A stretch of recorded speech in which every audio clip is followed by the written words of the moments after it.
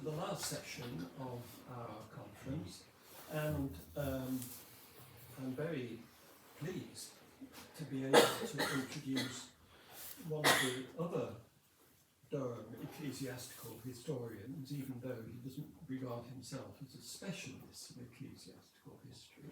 Nevertheless, he's done a lot of things.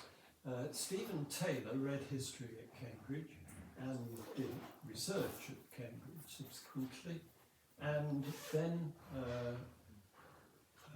having gained his doctoral qualifications, he went eventually to the University of Reading, where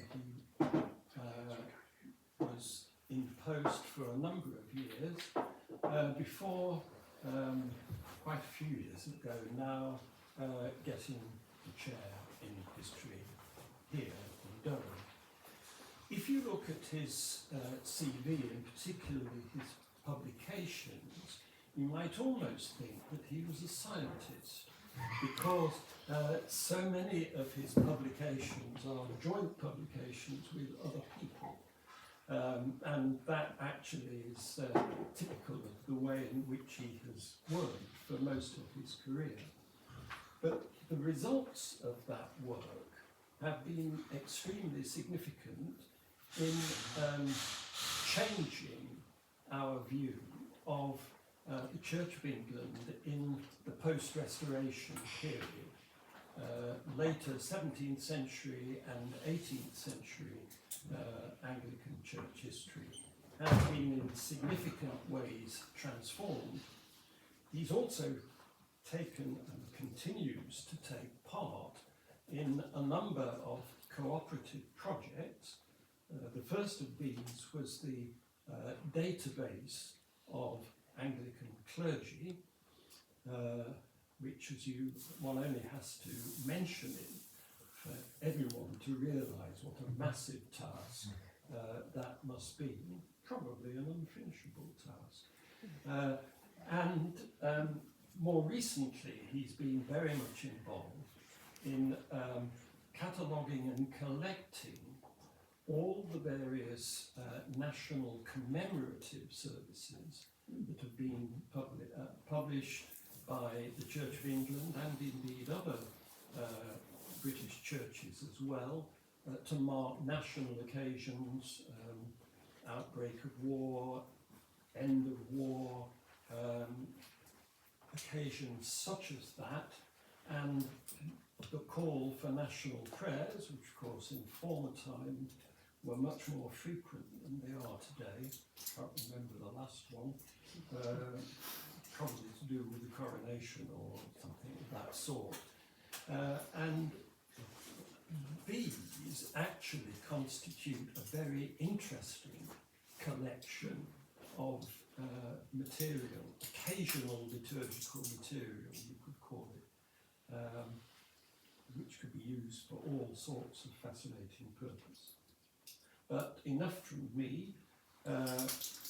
His topic today is Episcopalian congregationalism, an neglected episode in 17th and 18th century history, something I've been very much tempted by myself in the past, particularly as a result of working with the Church of England for a number of years, and so I'm eager, as I'm sure we all are, to hear what Stephen has to say.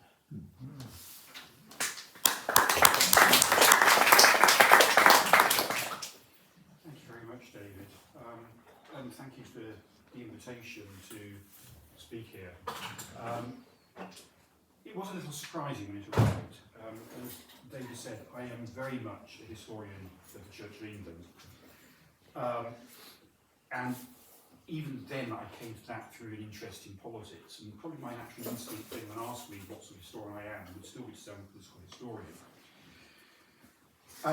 And I think that, ever since I sort of got engaged in religion, I felt a slight uneasiness right through my career with calling myself a historian of religion.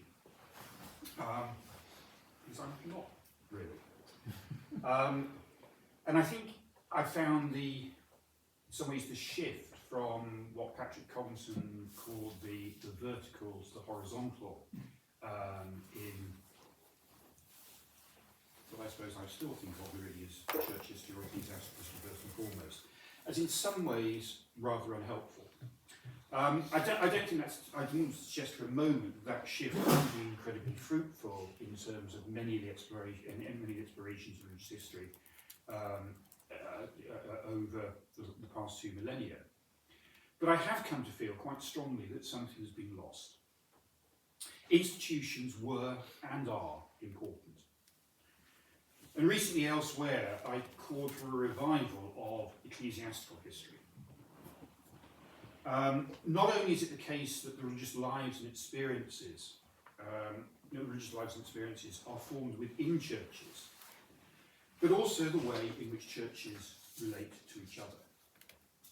And so I hope, therefore, that my approach and concerns will resonate with a society dedicated to the study of the major denominations of old descent.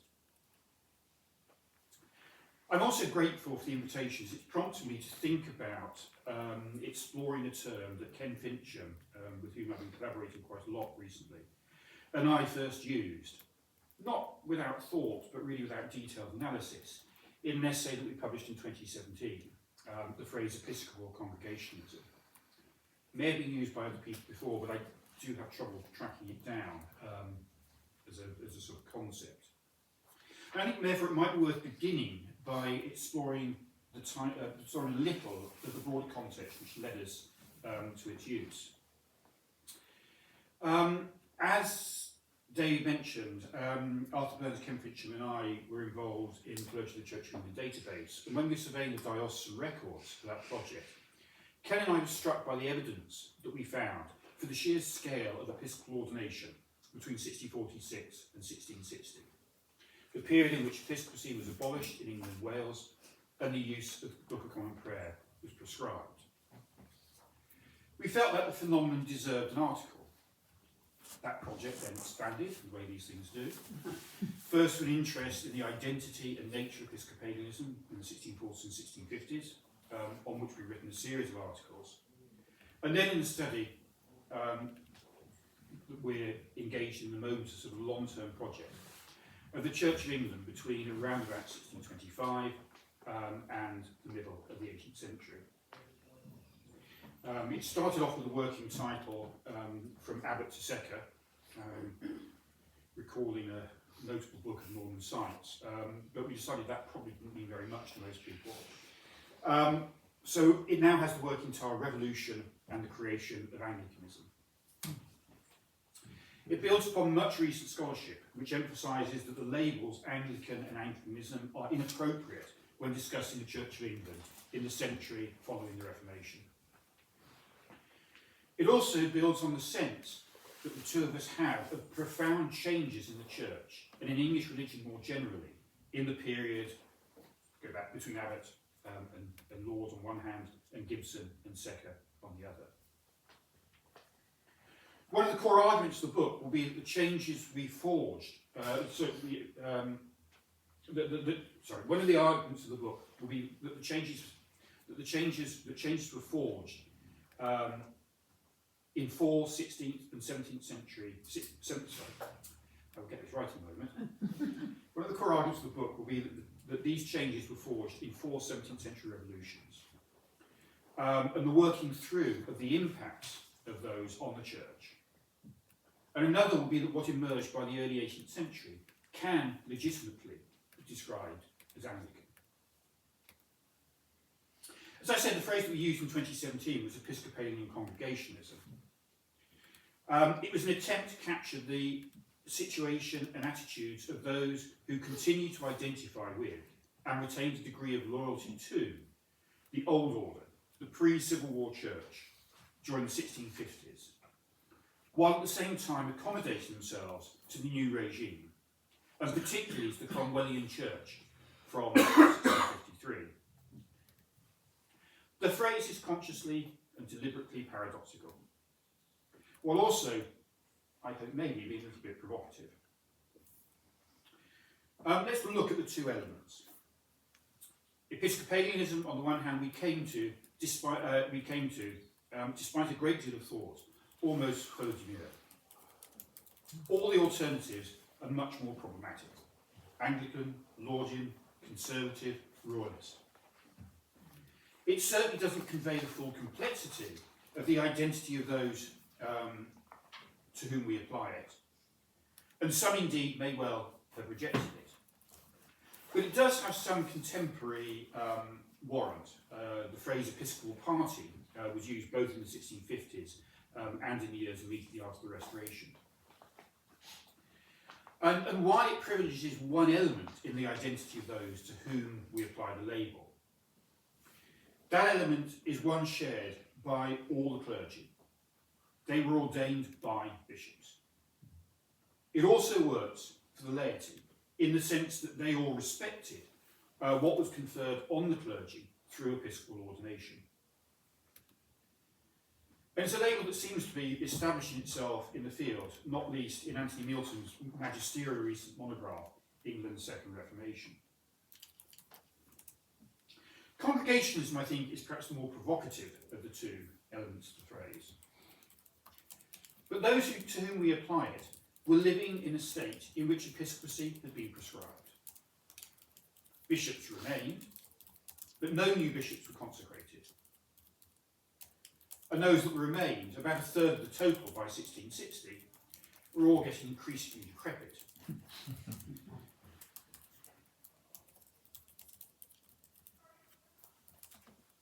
Some of them did perform on occasion the episcopal offices of ordination and confirmation, but that was it.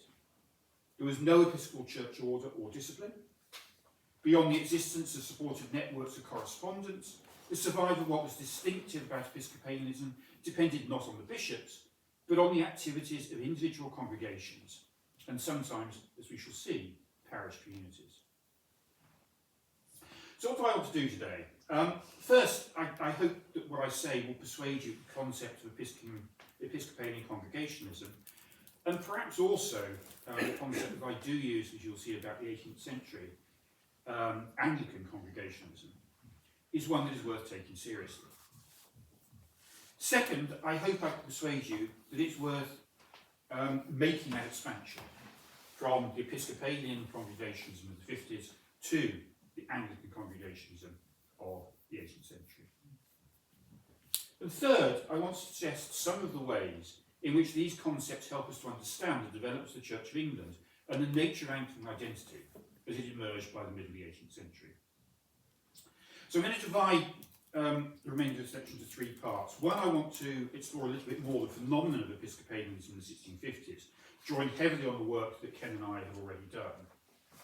Second, I would like then to suggest some of the ways in which Episcopalian congregationalism contributed to Anglicanism following the Restoration. And third, notwithstanding those influences, I would admit that at first sight it's difficult to talk meaningfully about Anglican congregationalism in the 18th century. But what I want to suggest is if we shift our focus from England to the church overseas, then I hope that the concept does have explanatory force, certainly in the southern mainland colonies and parts of the Caribbean. Now, it might be helpful to preface my comments with some issues of definition. Congregationalism itself is a broad concept. In the Anglo-American world, there is perhaps a tendency to think about it in the form that it took in New England, and to the covenanted congregations that became a dominant force there. But there were other models, as England under Cromwell, and England under Cromwell offers us one. As Anne Hughes has shown, the Cromwellian Church was very much the church of figures like John Owen, Thomas Goodwin, and Philip Nye. These were people whom historians regard as independent. They believed strongly in the autonomy of the individual congregation. And there's a very, I think, powerful and influential definition of the godly congregation that they were partly responsible for in the 1658 Savoy Conference. But they held, as Hughes put it, complex, perhaps even contradictory attitudes towards the idea of a national church. They believed in what they described as the public profession of religion, some kind of non-compulsory national religious settlement, which allowed for an elevated role for the civil magistrate. Some historians have described them as magisterial independence, not, I think, an unhelpful description. And inevitably, and particularly in a context where much of the religious legislation of the 1640s was not repealed, there was blurring of denominational lines. Many Presbyterians had little problem accommodating themselves within the Cromwellian Church, even in those limited areas where some form of classical government had taken hold. And the Cromwellian Church maintained in the Triers a system of state approval of ministers. It maintained alongside that approval private and also state patronage of ministers, and ministers themselves continued to be supported by tithes. The autonomy enjoyed by individual congregations and the ability to establish gathered congregations alongside and within the parishes make it difficult not to describe the Cromwellian Church as congregational. But in what follows, I'm going to take full advantage of the sort of capaciousness of the definition. So first, let's look at the 1640s and 1650s. The main structures of the Jacobean and Caroline Church of England were swept away in the 1640s. Prerogative courts were abolished in 1641, the Book of Common Prayer in 1645, episcopacy in 1646, the royal supremacy in 1649. With them went the deans and chapters and the structures of diocesan administration, notably archdeacons and ecclesiastical courts. Attempts to construct a Presbyterian system of church government were at best partially successful. Presbyterian classes failed to develop outside the heartlands of Presbyterianism, London and Lancashire, and a national synod never emerged. The Directory of Public Worship, approved by the Westminster Assembly and Parliament as a replacement for the BCP, was perhaps little more successful than the attempt to construct a Presbyterian system of church government. The evidence of Church Warden's account suggests that it may have been purchased by fewer than a quarter of English parishes. Although Judith Maltby has, I think, usefully pointed out that this figure could be misleading, as the Directory was essentially a manual for ministers, and it was also relatively small and cheap, so ministers may well have purchased their own copies and not, and so the burden didn't fall on the parish. But as a manual, it imposed heavy demands on ministers, requiring them to compose not only sermons, but also prayers every Sunday. The reliance on extempore prayer also made it relatively easy for ministers, so inclined, to draw on prayers from the BCP, or paraphrases thereof, while ostensibly using the liturgical framework provided by the Directory. The establishment of the Protectorate in 1653 and the appointment of Cromwell, an independent, as Lord Protector, effectively marked the end of any serious hopes for the creation of the Presbyterian Church of England. Essentially, the Protectorate saw the establishment of a broad-based national church, which gave parishes considerable authority to follow autonomy, to follow the form of worship that they chose. Some gathered churches did emerge, but at the other end of the spectrum, there was perhaps little difference between Presbyterian and independent congregations. So what of those who retained some allegiance to the old order? Some 20% of the beneficed clergy lost their livings in the 1640s, and attention is traditionally focused on these, or at least those among them who didn't find their way back into the national church. Ken and I have labelled those people Episcopalian nonconformists. Nonconformists because they refuse to conform to the various oaths and engagements required of them in the national church. Most of these men retreated into internal or external exile, to dens and caves, to use the words of Bishop Dupper, the future Bishop of Salisbury, which were echoed widely in the exile community. This probably did mean real hardship for some, and a precarious dependence on the charitable networks of Episcopalian laity. Some enjoyed incomes which allowed them to explore the continent or return to a family farm. Thomas Sancroft, the future Archbishop of Canterbury, lived in considerable comfort, although he too echoed the phrase dens and caves on his family farm in Suffolk. And some enjoyed even more relative comfort, at least, of a rather different sort, as chaplains in the families of sympathetic gentry. The perpetual references to the deserts of early Christianity do not really seem to bear much relationship to reality. At least some of these might be described as Episcopalian congregationalists, in the sense that they gathered around themselves a regular congregation of like-minded laity, which met in private, or at least semi-publicly. Often these were based in a family meeting, in a household, following services conducted using the BCP, in a manner familiar to us from Reticent families in the century following the Reformation. But a few at least were more public, such as the congregation which met in Merton Street, Oxford, or some of the London meetings attended by John Evelyn in the early 1650s at St Gregory by St Paul's and St Mary Magdalene, Milk Street. But I would like to focus more on those whom we've described as Episcopalian conformists. That is, those who accommodate themselves to the revolutionary regimes, while retaining some allegiance to the forms and practices of the pre-revolutionary church.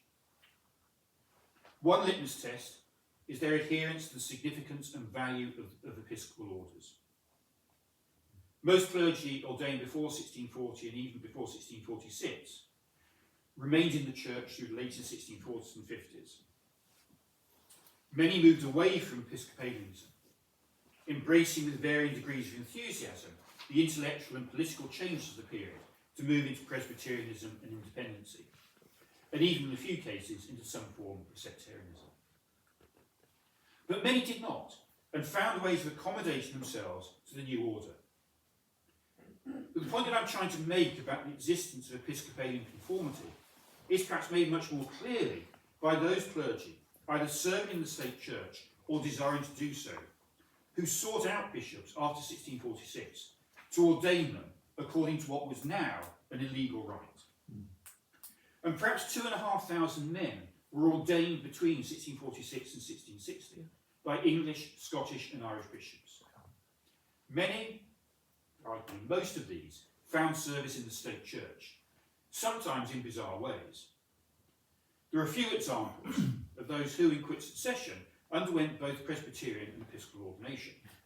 And by quick succession, I mean within a matter of days. And it's difficult to believe this was taking place without the connivance, tacit or otherwise, of the authorities. What else do we make of the clergyman? Whose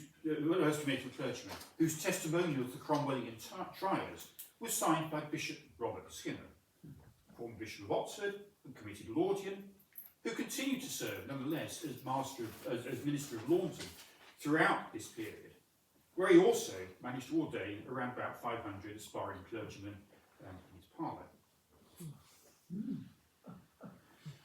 What did all this mean for worship? Now, in answering this question, I think we need to recognise that there's much that we simply don't know. And what evidence we do have is fragmentary and often implicit. Use of the BCP was prescribed, but as I've noted, the directory which replaced it prescribed no new forms of words, well, a couple of very small exceptions. Rather, it laid out a framework for extemporary prayer. And that left considerable scope for Episcopalians to draw on the BCP in ways which trod a delicate line between legality and illegality. Some continued to use the BCP more or less openly and managed to hold on to their livings for much longer than might have been expected. John Allington did so at Wardley in Rutland, even requiring parishioners to kneel at the altar until he was finally deprived in 1655. Some committed prayers and even hold services to memory. Notable examples here are Ralph Brownrigg, George Bull and John Hackett.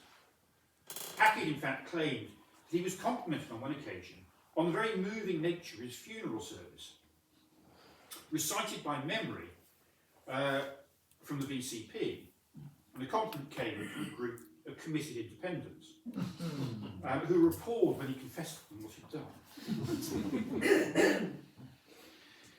There was considerable debate among Episcopalians about what was legitimate.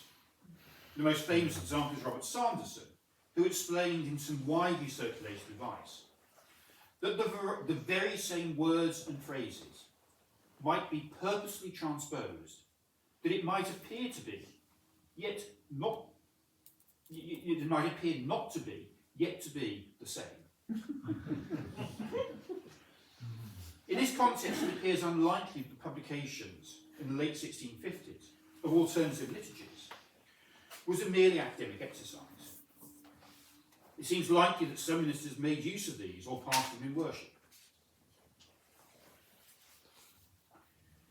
Much of this prayer book influenced worship seems to have gone on in parish churches, conducted by ministers in episcopal orders and participated in by congregations, in a way that distinguished it from worship performed in accordance with the directory and most independent worship, which gave little scope to congregational participation.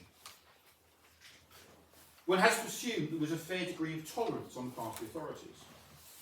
While the use of the prayer book was cited as a cause for the deprivation of ministers, there's surprisingly little evidence of prosecution by participation in prayer book services. John Evelyn's account of a prayer book celebration of Christmas Day in 1657, being raided by soldiers, is notable as much for what didn't happen as what did.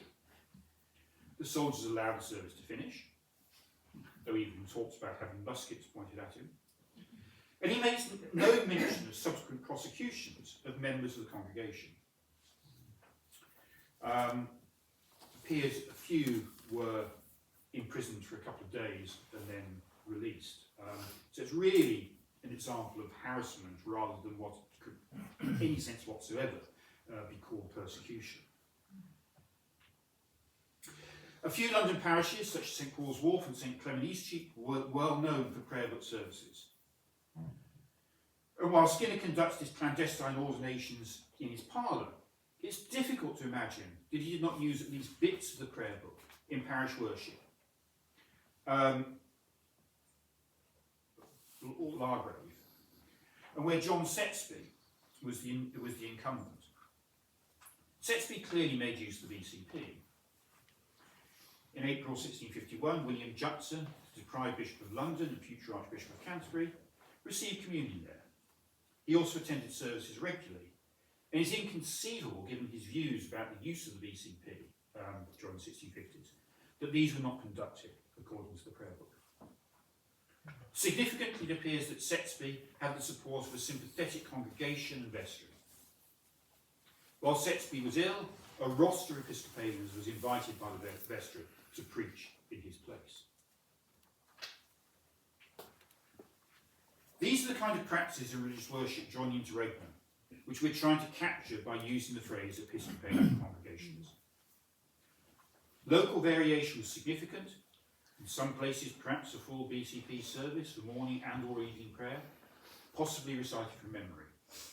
In others, perhaps just the inclusion of the occasional prayer, or even using prayers based on those in the BCP. However, there seems little doubt that parochial worship, that owed much to the BBC, conducted by ministers in episcopal orders, seemingly with the connivance and participation of parishioners, was surprisingly widespread in England through the 1650s. So, let's turn now to the legacy of Episcopalian congregations. One response to what I've said might be so what?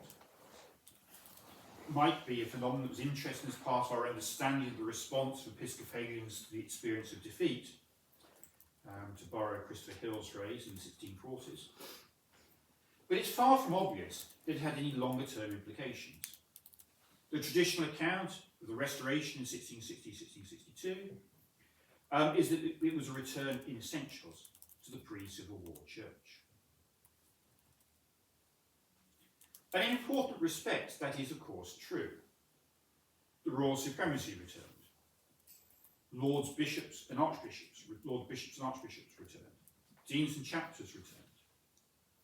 The members of the church hierarchy were restored to their properties, and vast sums were expended restoring cathedrals and parish churches to their former glory, and indeed their residences. Above all, the Book of Common Prayer returned, in a form very similar to the one that older members of congregations would have remembered from the 1630s. There were many amendments to it, over 600 in all, but most were essentially minor. And the return of the Book of Common Prayer was accompanied by a new Act of Uniformity, which applies to the clergy and required their assent and consent to all contained in the revised book. As before the Civil War, the BCP was the only liturgy which could lawfully be said in the cathedrals, churches and chapels of the Church of England. And arguably, indeed, attitudes towards the BCP became more restrictive in the later 17th century than they had been before the Civil Wars.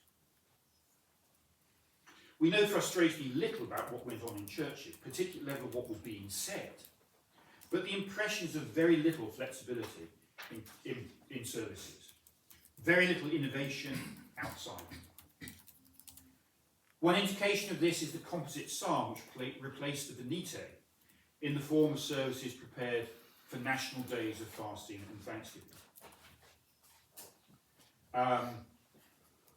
A new liturgy was issued for each of the official national days of prayer. Before the Civil War, these actually demonstrated a certain degree of flexibility, or maybe you should say experimentation, in their composition.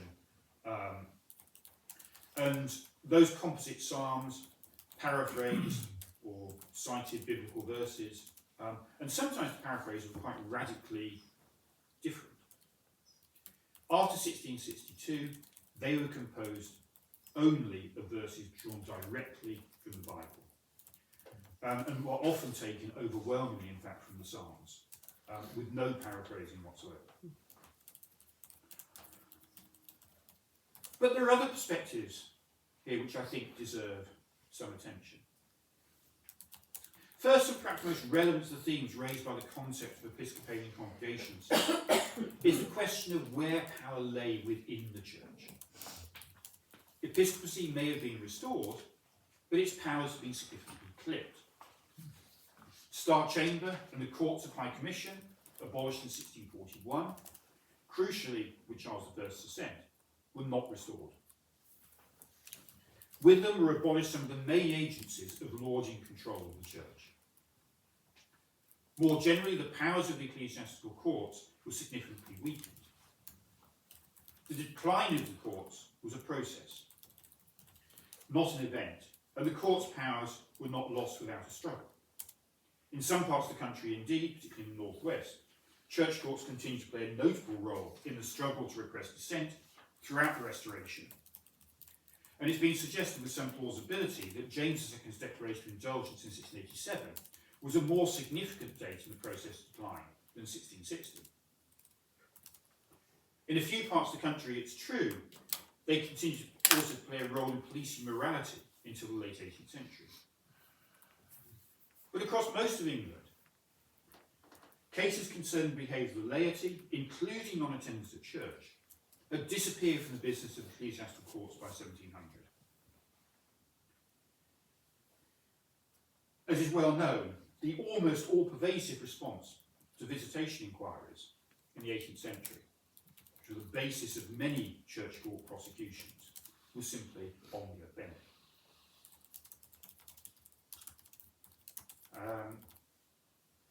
A key part of this story was the growing assertiveness of the common lawyers. Arguably, this reflects a broader drift in the church, probably starting with the Reformation, but certainly picking up pace in the second half of the 17th century. A drift of power to the laity. We can see this, I think, in the management of leases by bishops and deans and chapters following the Restoration. We can also see it in legislation such as the Clarendon Code, which found enthusiastic support among the laity in the House of Commons, and is a useful reminder that religious tolerance didn't necessarily accompany a suspicion of clerical power. It's also worth emphasising that the return of the BCP restores the laity an active role in worship that had been largely lost during the 1640s and 1650s. Now, I think while much work needs to be done in this area, we can see a shift in power within parishes to the vestries. The parish minister was always a member of the vestry, but it was the laity who dominated its membership, and they were not necessarily inclined to follow clerical leadership.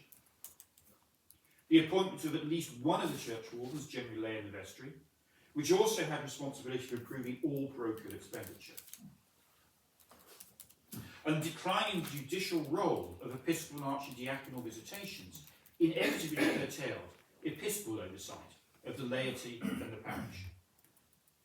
And the focus of the process of visitation increasingly became advisory and exhortatory, an opportunity for the clergy to meet, share experiences, and receive the benefit of advice and encouragement from their superiors. But one of the consequences of this is that the laity of the parish came to exercise more control over the appearance and organisation of church interiors, the framework for worship. And if we turn to worship itself, the initial inclination might be to suggest that the parochial or congregational variation and experimentation that was introduced by Episcopalians in the 1650s simply disappeared, to be replaced by a rigid conformity to the 1662 Book of Common Prayer. So I said we actually know remarkably little about what was said in churches in the late 17th and 18th centuries. That is itself in some ways a reflection of the decline of the ecclesiastical courts, which provided us with much of the evidence that we have for what was going on in churches in the earlier period. But the extent to which ministers did adhere strictly to the words printed and in the Book of Common Prayer is not entirely clear. The little evidence that we have suggests that the text of the BCP was followed quite diligently.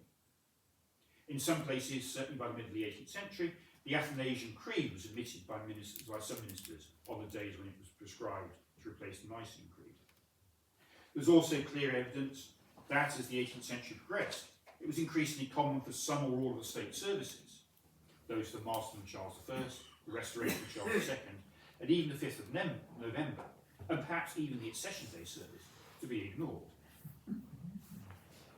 A little more diversity can be found, though, in relation to the rubrics and performance of worship.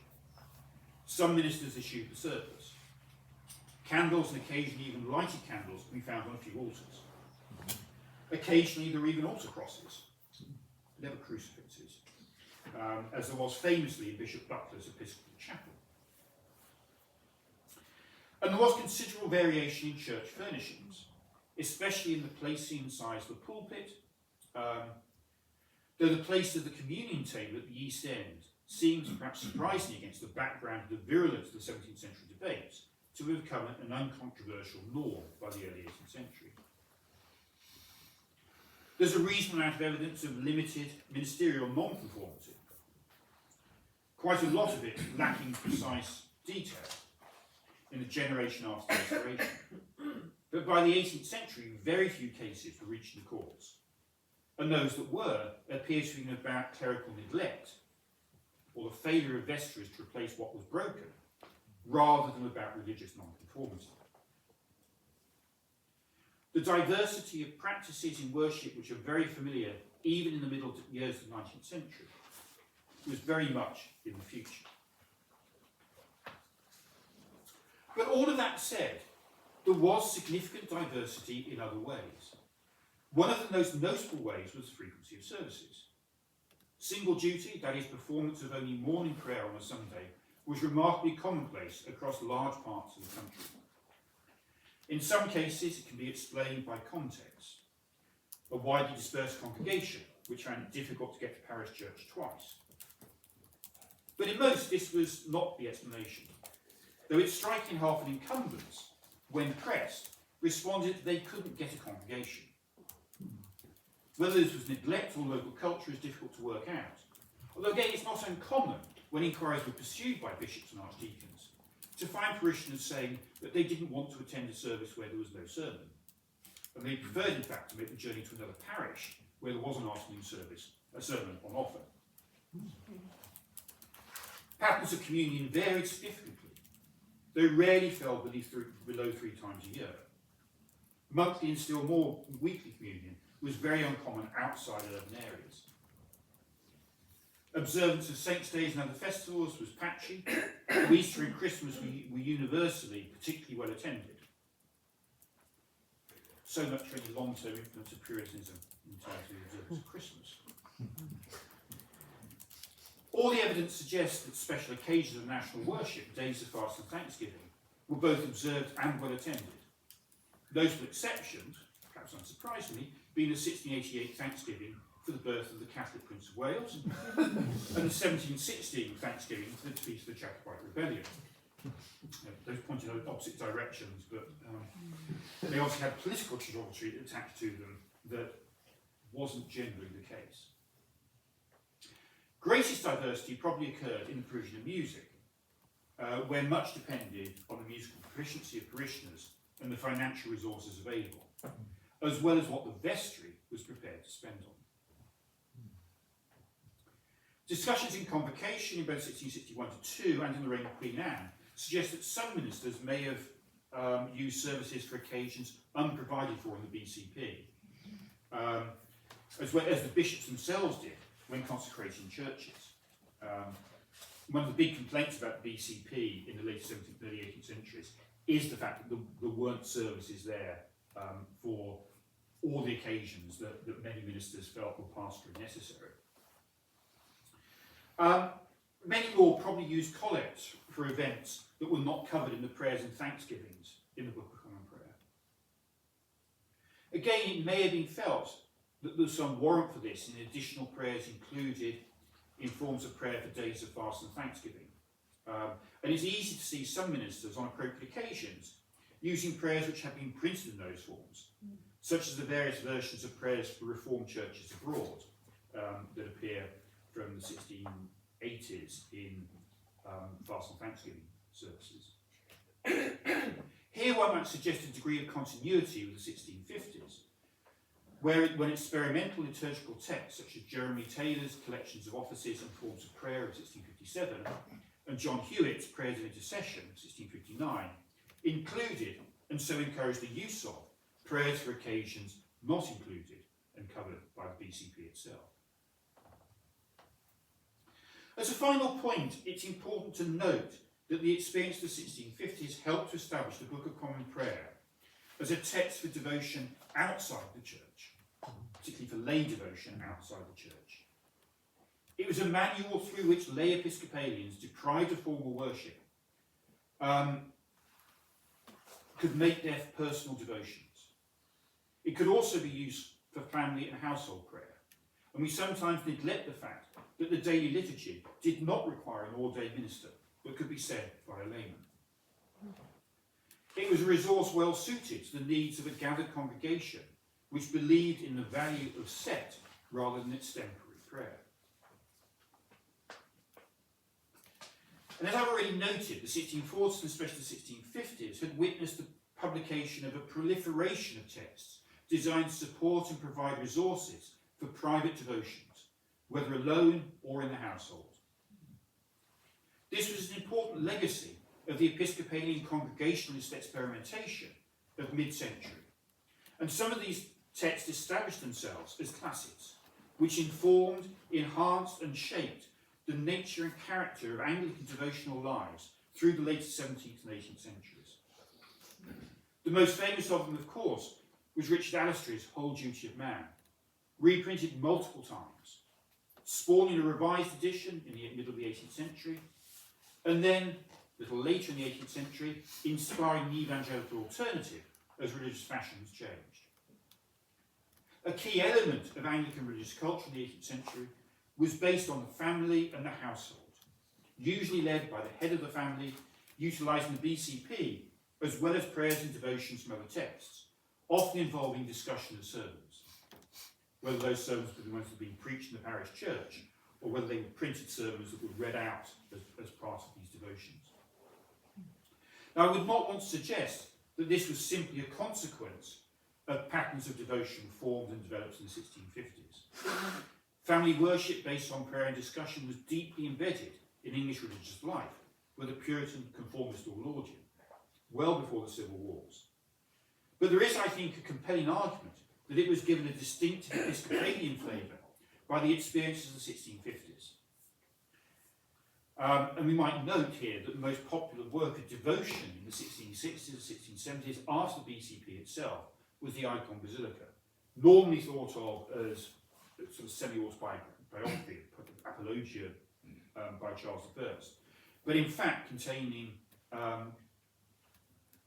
well, every chapter was followed by a set of devotions reflecting on the king's drawing out the religious implications and significance of the events that he had lived through.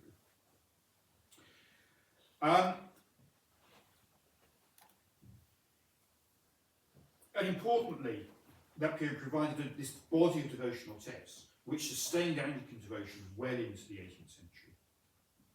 The associational culture of religious societies it began to develop in the late 17th century. It's received a great deal of attention from historians.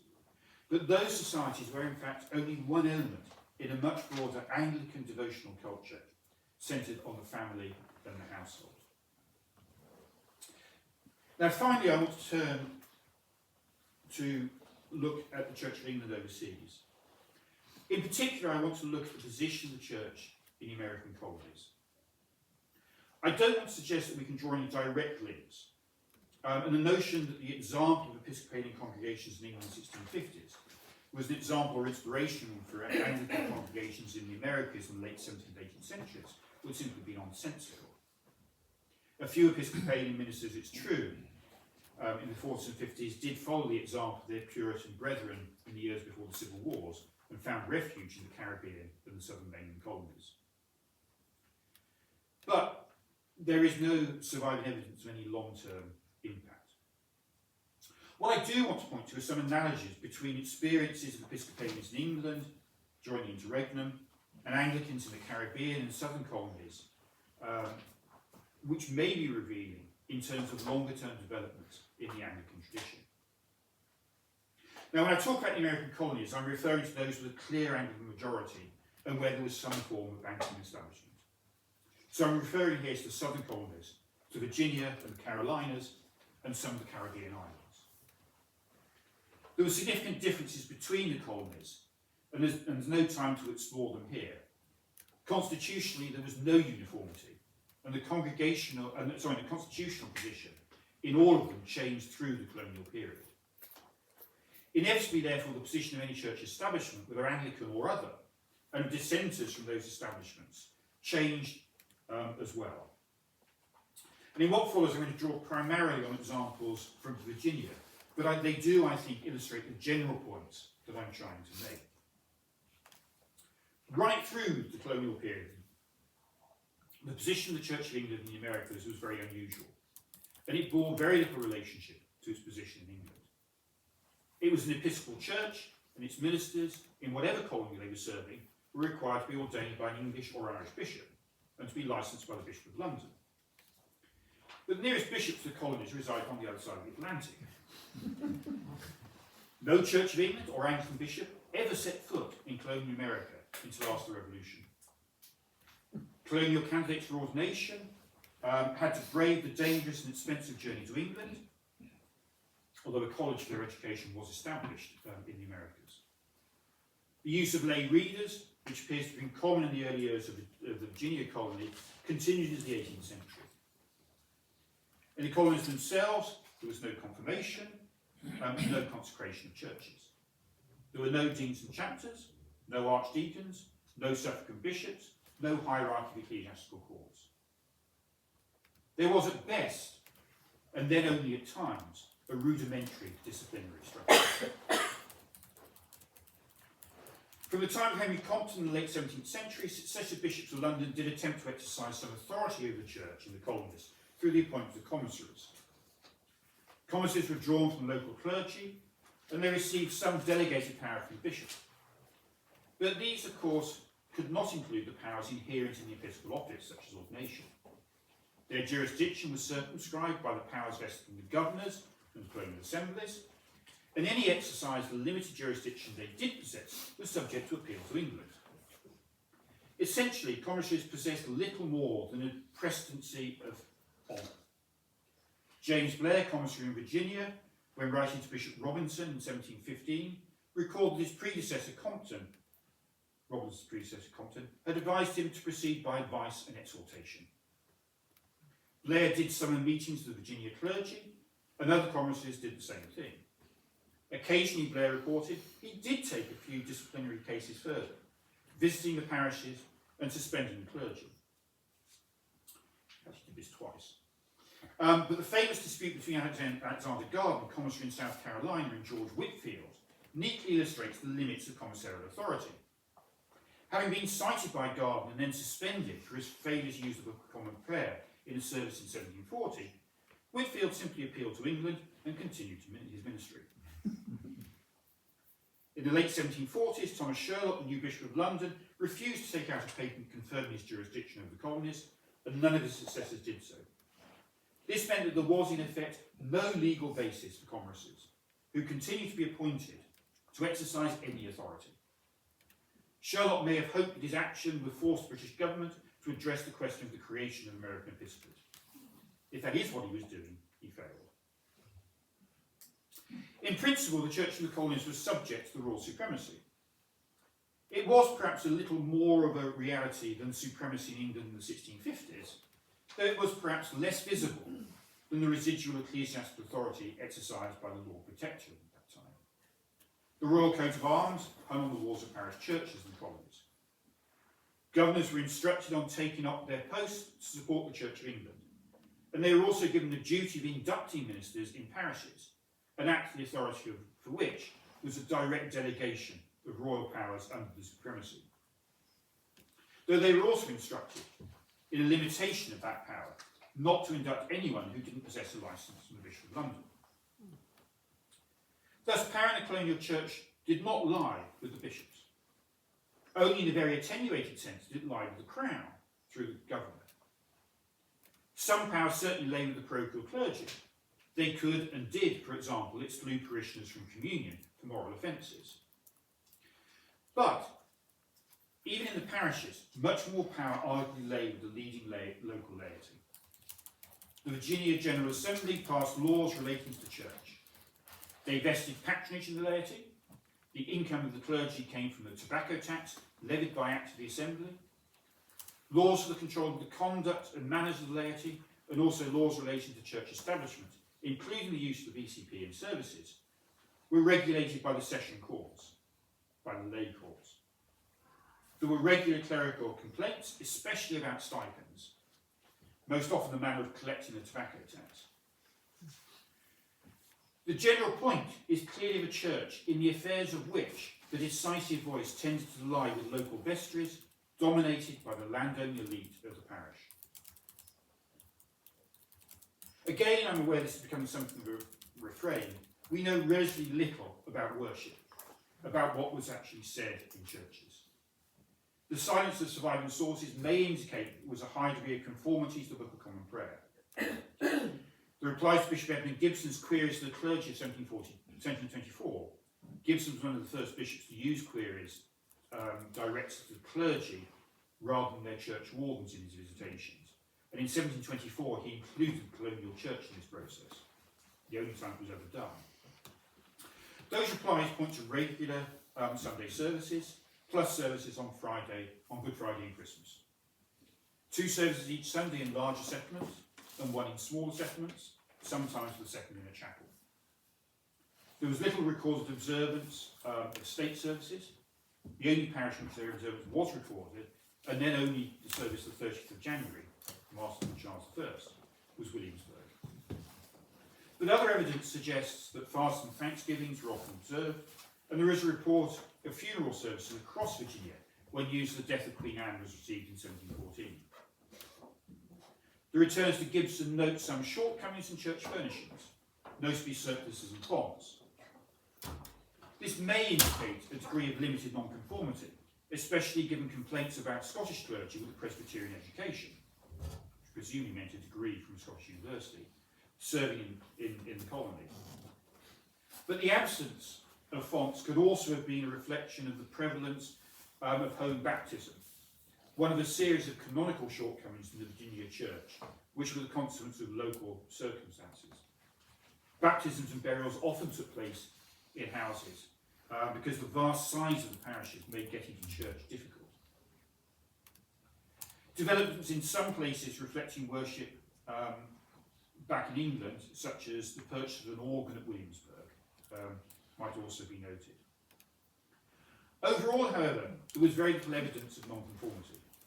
The biggest complaint about worship came from the clergy, who alleged that their dependence on the vestry for their incomes undermined their ability to preach uncomfortable truths. The general picture of the colonial church was one of conformist congregations in which clergy followed and were expected to follow the Book of Common Prayer, in which the vestry and through it the leading parishioners were used for controlling the church building and enforcing standards of morality through the courts when necessary. The clergy supported each other through correspondence and occasional meetings. The laity determined the legal framework for the operation of parish churches through the assembly. Neither group, interestingly and revealingly, showed much interest in bishops. Among the colonial clergy, most cause for the creation of an episcopate came from the northern colonies, where Anglicans were a small and they claimed persecuted minority. The southern laity were, if anything, hostile on the rare occasions on which the issue was debated. Now, it seems to me it's not altogether misleading to describe the ecclesiastical polity of Virginia and other similar colonies as a form of Anglican congregationalism. In doing so, I've said I'm not suggesting there's any link between England in the 1650s and the American colonies in the late 17th and 18th centuries. Though it is perhaps worth ending with another congruence. In the 1650s, after parliamentary control had been established over Virginia, Cromwellian commissioners visited the colony, and they were persuaded to agree that the colonists could continue to use BCP in church worship, provided they omitted prayer for the king. But if I'm not arguing that there was some kind of direct link between Episcopalian parishes in England in the 1650s and Anglican practices in the Southern American colonies, what am I suggesting?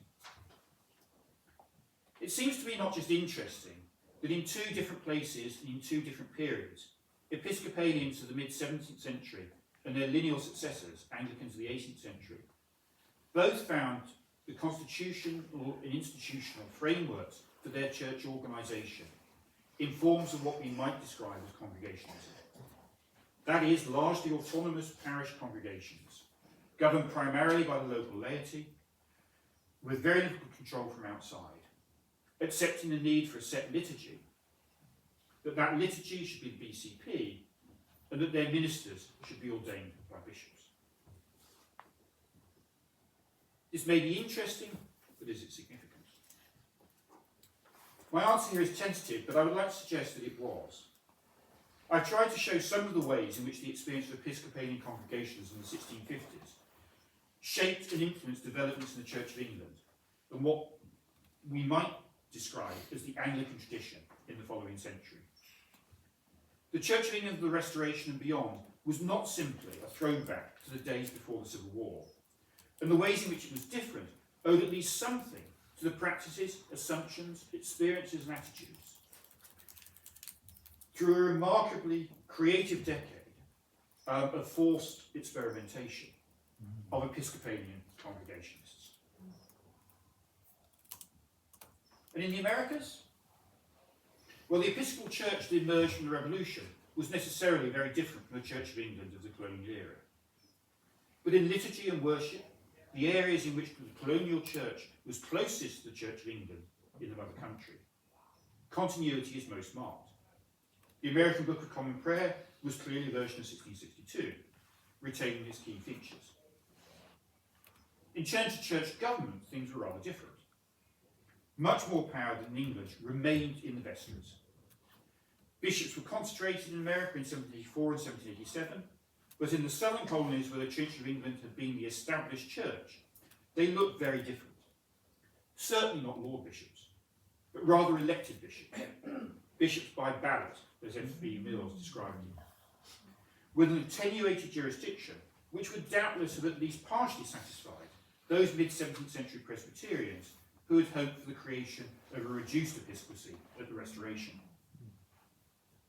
Years before the Church of England began to provide bishops what has since come to be called the Anglican Communion around the world, there were two very different models of what an Anglican Episcopal Church could and should look like.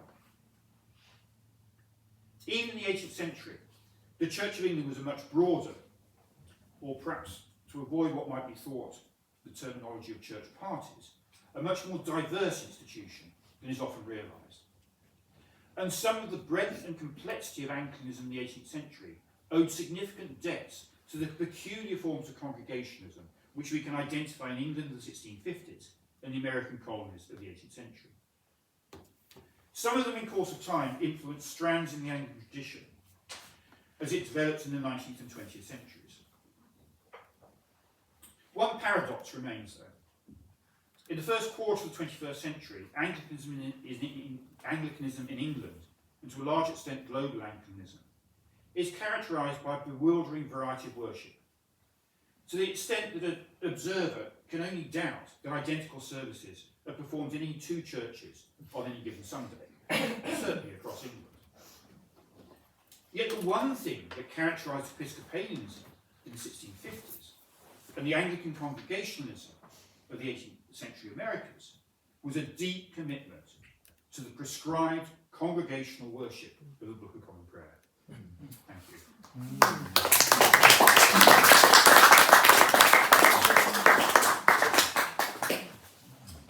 Thank you very much indeed. I'm sure you've opened the eyes and certainly the minds of most of us in terms of sheer knowledge. Because when we look back at these periods, it's remarkable, as you repeatedly said, how little we know and still know, despite all the research that's been done in the last 100 or more years. And many of the traditional ways in which this discussion has been conducted are themselves challenged as one norm after another is tilted at and falls. That we could hope that we might still be in business in 50 years' time or perhaps longer. Thank you very much indeed. Who would like to ask the first question?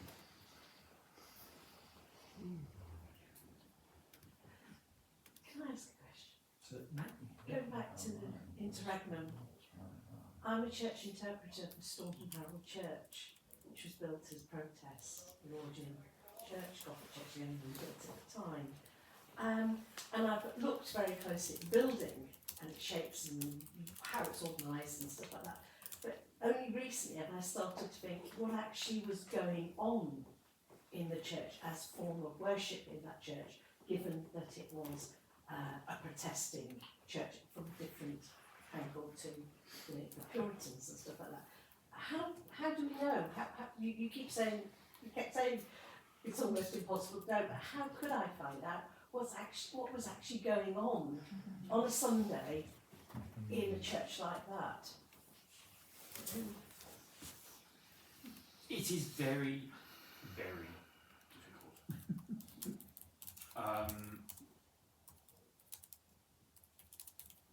In part, we can get clues from furnishings, where we can actually establish what furnishings were there. Yeah. And of course, the Victorians managed to destroy most of that evidence. But there are pre-Victorian drawings, there are church plans, and so on. So, and Ken Finch and Nicholas Type made a great deal of use of that sort of evidence in their book on altars. And I think that's also probably one of the best examples of a book that or a detailed study that sort of works out from the furnishings to try and think about how therefore they might have been used and affected church worship.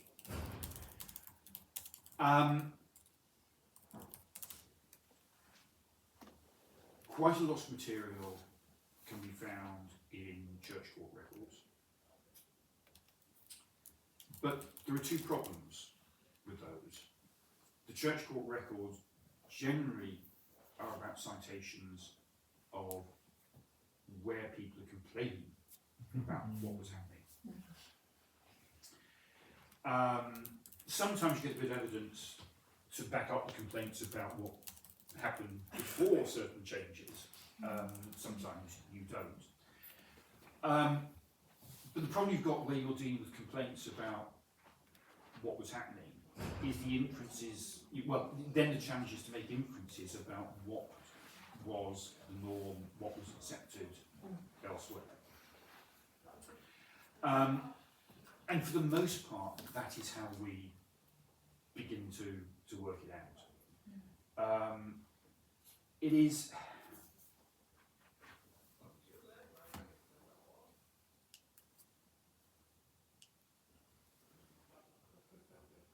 well, I mean, I suppose we know this from all works, all walks of life and all historical sources. How rarely the everyday is recorded.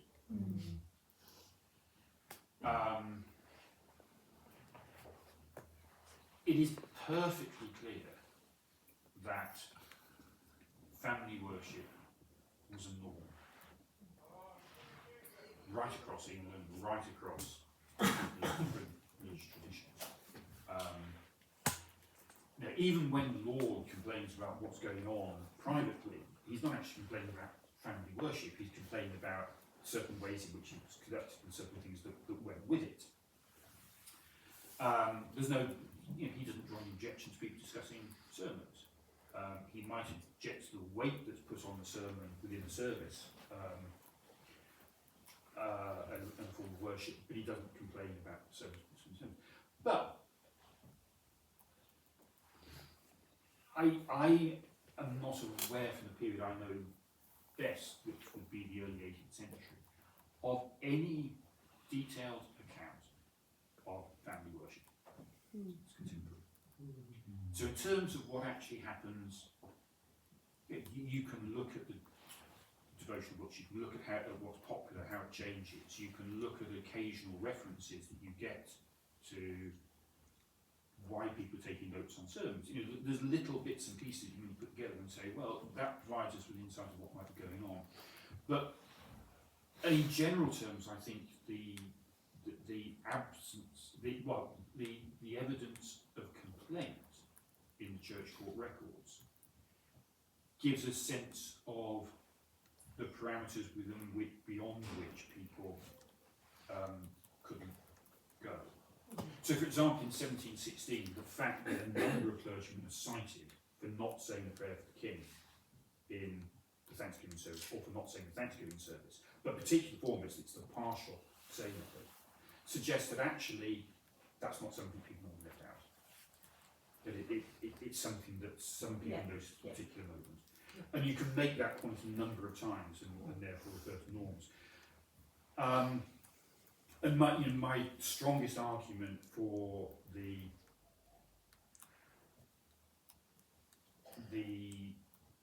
sense that the BCP service is said with remarkably little change in most churches, almost all churches across England and Wales through the 18th century, is based on the lack of complaint about people departing from it, and the problems that even the bishops had in making giving them permission to make minor changes for it, the resistance to that. But those are only inferences, and when it comes to the individual church, I know that's not very helpful, but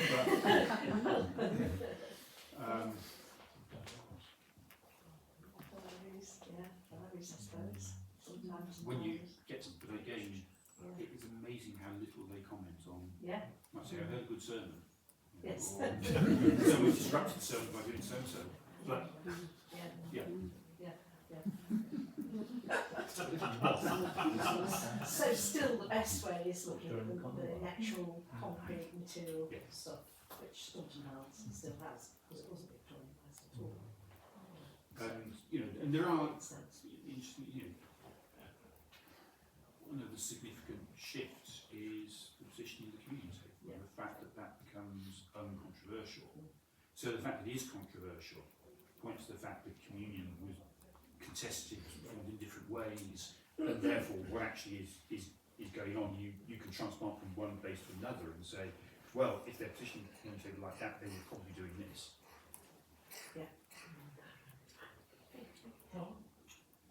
Yes, you said that your evidence implies there must have been some bishops, at least, who were acquiescing and knew what was going on in the 1650s in a rather congregational way, and perhaps in the American period as well, that they must have known there were things that they might not have accepted if they knew they were happening. Is there any evidence of what was going on in those bishops' minds? It seems to me you could imagine some of them were simply sufficiently lazy they didn't worry because it was too much of a problem. You might imagine some were much more pragmatic and said we are very uncomfortable about this, but we recognise actually there's no practical thing we can do about it, so we just live with it.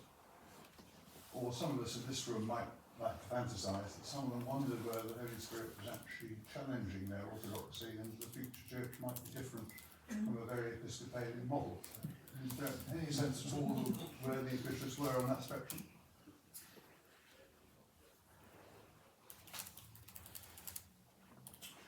One Irish bishop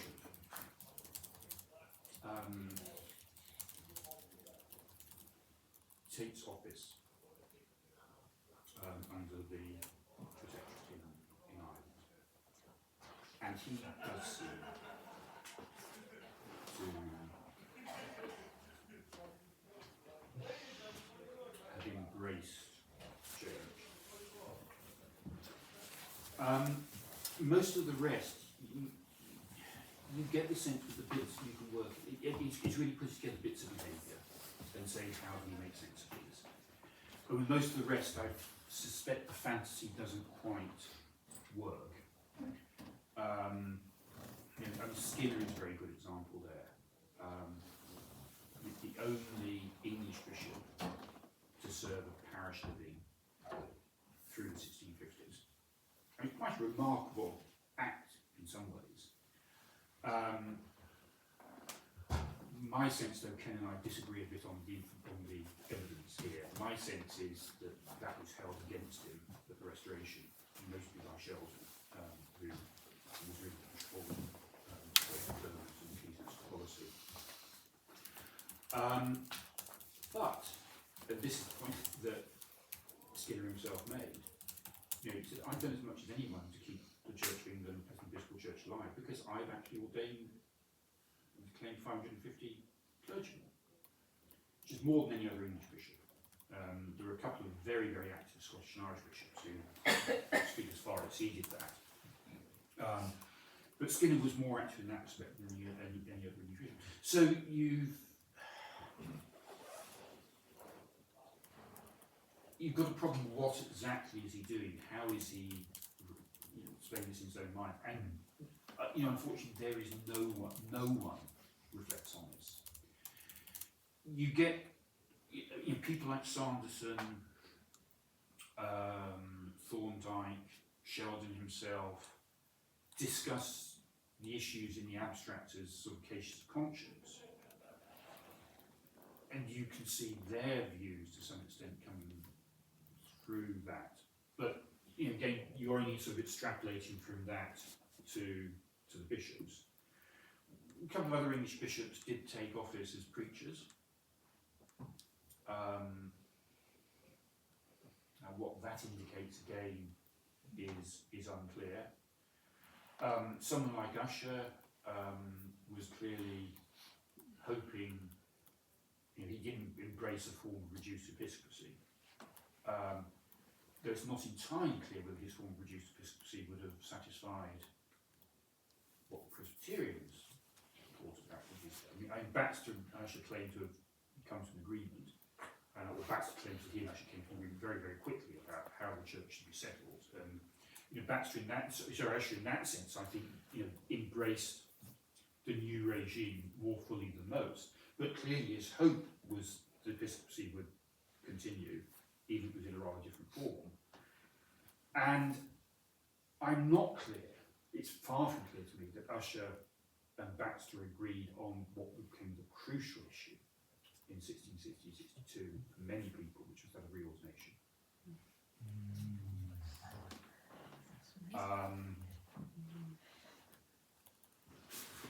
And my sense of a lot of the evidence there is that the issue on the Presbyterian side was that they didn't object to bishops and episcopal ordination in a restored church, but what they weren't prepared to undergo was reordination, which would have called their ministry in force and fitness into question.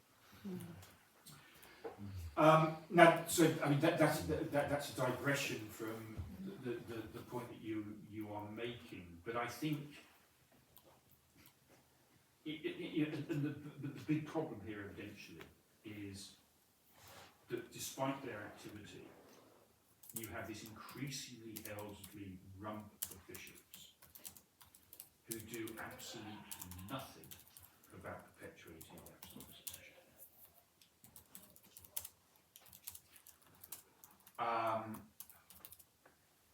And so how they, and I don't think we sort of, and it's very difficult because there just is not the evidence of there are not writings, reflective writings by any of them looking at this. So one of the questions is it's not clear, and by 1659 you might hope that everything is falling apart and going to a resurrection. Before that, well, you place your hope in God, I suppose, but what you're actually looking at within the next 8 to 10 years is the disappearance of the English and Irish episcopal successions. And it could happen very quickly. Bout of plague could wipe out most of them, if not all of them. So, what does that say about their view of the church? And I think there is sort of an argument, and I think there is an argument, and again it would be one from silence, that ultimately that was something they were leaving to God's providence. And if England ended up without bishops, then England ended up without bishops. And the church would continue. But that does say something fairly profound about, at the deepest level, their attitude towards the necessity of episcopacy.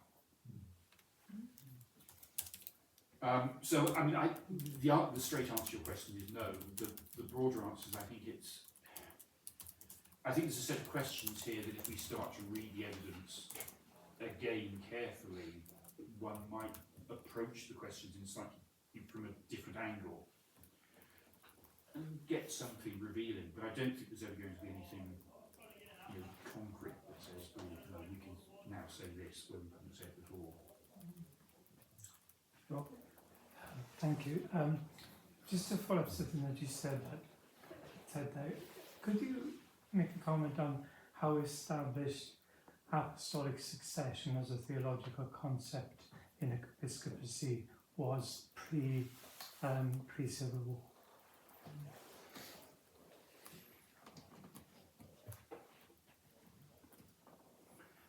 My sense of, I'm not really a pre-Civil War expert, and most of my knowledge of the pre-Civil War bishops comes from the Civil War period. My sense is that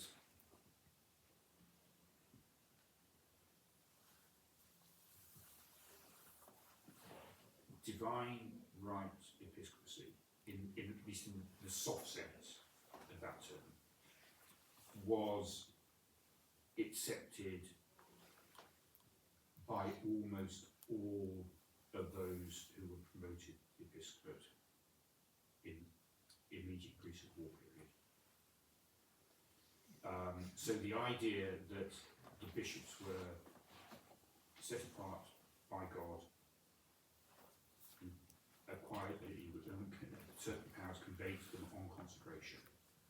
In that sense, I think that was a given. And I think there was also a very clear sense that the bishops acquired powers and authority that could not be taken away from them by the civil power.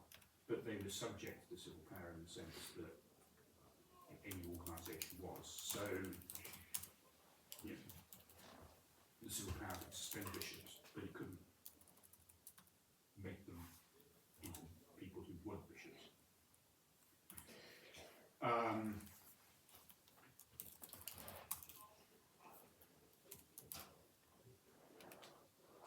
Now that's my, you know, is very much my sense. Does that answer the question Yes, thank you. fully or Yes. not?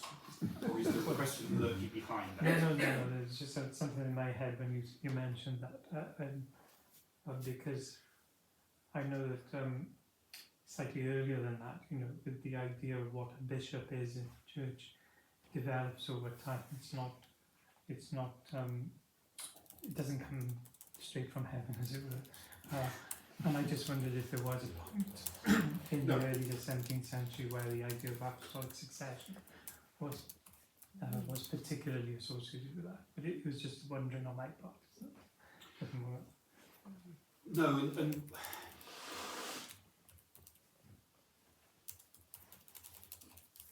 I mean, there were certainly high-placed members of the Church of England, including some of the bishops, who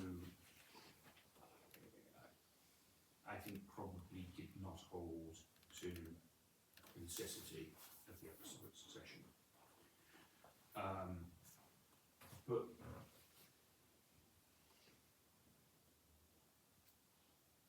they were generally equally uncomfortable with the alternative view, which was the notion of the bishops as, if you like, state appointees. And certainly a bit later on, whenever that possibility comes up, oh well, you know, it doesn't really matter whether we have apostolic bishop or not, the state can simply make people bishops, appoint people within the church, within national church, to govern that national church. That tends to provoke a assertion of, you could say, a response that says, no, that's not the case. You know, that the church, at the very least, the church controls its own structures of authority, and ultimately is responsible for making people priests, making people bishops, with the implication that those powers come from something greater than the church or the state, which is what I mean in the sense by this, that sort of soft sense. Mm-hmm.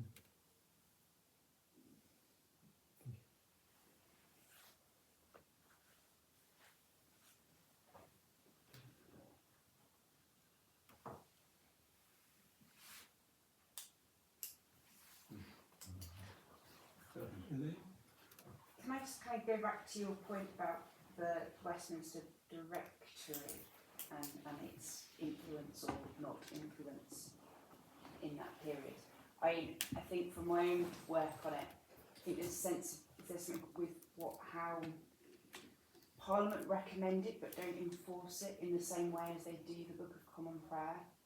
So they don't, in that kind of the Cromwellian period, you haven't actually, there's no kind of real legal status, so that's why the Book of Common Prayer kind of continues within that very looseness of the church. Well, the status of the Book of Common, the legal status of the Book of Common Prayer was clear. It was prescribed by parliamentary ordinance in 1645.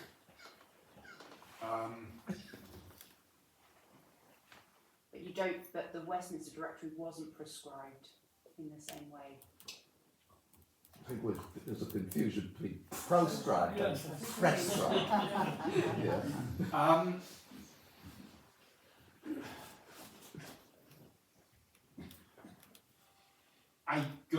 It is a long time since I read the ordinance, and I would need to go back and read the ordinance. I was trying to find it. I haven't got the reference with me, but I think there's something that makes it slightly. Yes, I mean, in a sense, I don't know now whether it's an endorsement of what the Westminster Assembly did,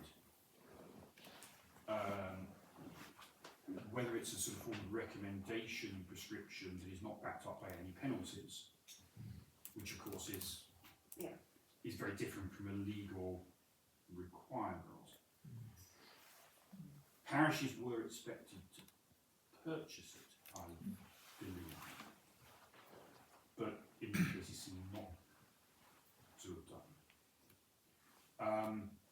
But of course, one of the problems is the collapse of the disciplinary structures. When you've got no ecclesiastical courts, you're expecting the Presbyterian system to be developed that would then regulate the worship, and that's then doesn't happen. Yeah. And so one of the problems over quite a lot of the religious legislation of the 40s is it's not clear who is supposed to be enforcing and regulating it. And by the time you get to the 50s,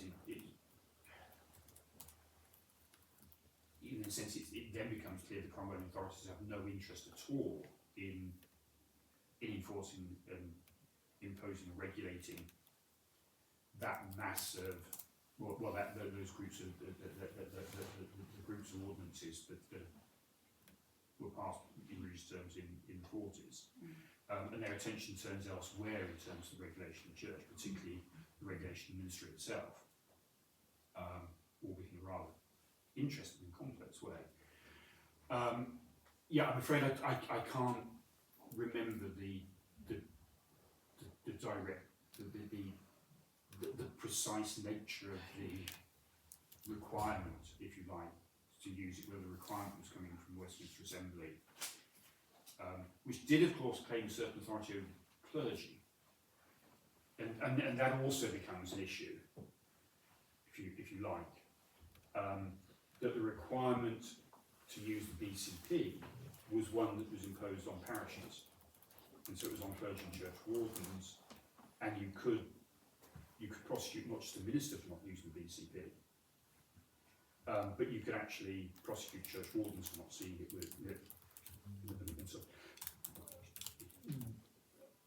and so who's requiring who to do what again becomes.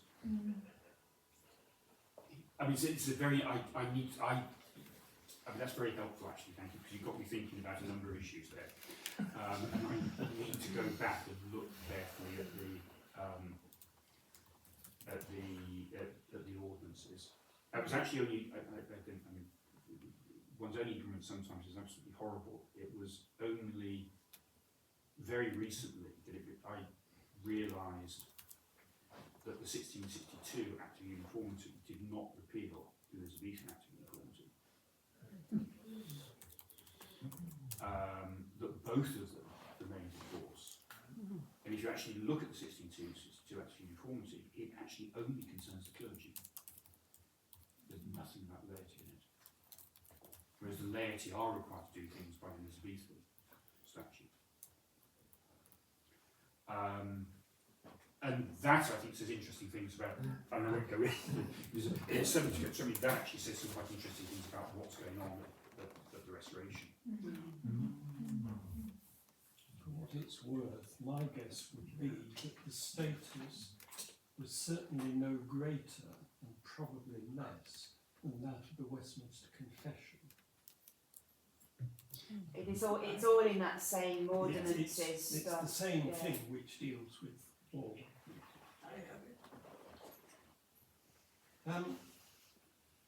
But thank you, that's useful. You've got me thinking about a number of things. I'm somewhat torn because You have a train. I have a train to catch, which entails our leaving before lunch. But I sense that we've actually covered a range of issues which Stephen has very helpfully laid before us, and certainly given us, sometimes people say after my sermons, more to think about than anything that we had hitherto supposed. But thank you very much, Stephen, for this lecture, which I think provides a fitting conclusion to this conference, which, as you can see simply by the two papers we've had today, has ranged far and wide, and if not back before the Reformation, certainly back to the Reformation era, as well as coming to something much more recent. So thank you, and may we thank Stephen very much, as we're also going to do by giving him this.